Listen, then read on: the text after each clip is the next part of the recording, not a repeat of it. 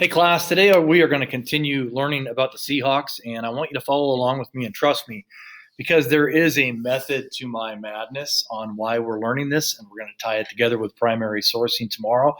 But I felt that it's best to just teach you these facts and then teach you some sources where you can look into them and then review that more as we move forward. So today it's more about the best players and best coaches in Seahawk history and also where they played. That's a picture of the Kingdome there. That starts off the slide deck that you can download in the assignment today. So to do the assignment, you're going to want to download these slides, all right? And it begins with the Kingdome. And then on most of the slides, there are embedded videos. So like the third slide says the first game, and it talks about the fact that the Seahawks played their first game versus the Cardinals. And at the time, they were the St. Louis Cardinals. They were not in Arizona on September 12th, 1976, and they lost. And there is a video in there, and if you click it, it starts with the part about the Seahawks. There's Coach Jack Patera. And there's quarterback Jim Zorn throwing a long touchdown pass to Sam McCollum. That was their first score they ever had as a team. Okay, and so as you move through the slides, put a lot of extra stuff in there you can look for. And I also put it in there so when we talk about references tomorrow, I can talk about primary sources and secondary sources. We go through it. There's some video of Jim Zorn, if you click on it, their first quarterback. Video of Steve Star.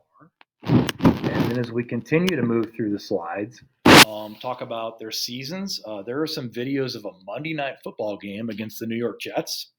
And it also lists that they were 9-7. They won 9 games and lost 7 games in 1978 and 79.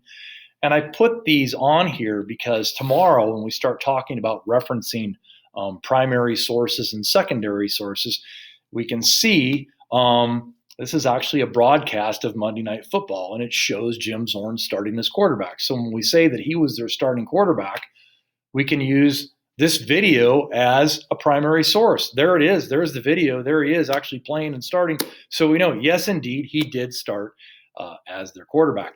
And then as far as these statistics, it says they're 9-7. Well, we know from watching the video they won the game. And if you open the link, it takes you to one of those statistical analysis pages called Pro Football Reference. And we can learn that this is a refutable primary source because it lists that game against the New York Jets right there and shows the score 30-7, just like the Monday Night Football video, and it's a cross-reference. But for the point of today, I want to keep it mainly to the slides and learning more about primary things about the Seahawks. So go ahead and go through here. There's a lot more stuff in these slides today about the current teams as you move forward. So it talks about their first playoff team, has video of those,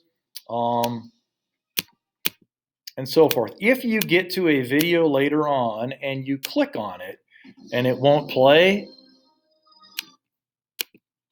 they should all play, but some of them won't necessarily play. There's a link. You can click the link in the little video and it'll also play too. Finally, I want to talk about Beastquake. Beastquake was an event during the 2010 season where Marshawn Lynch broke a lot of tackles and scored a long touchdown run in a playoff game.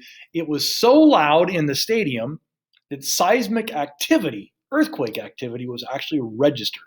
So it was like an earthquake, and so this was called Beastquake, all right?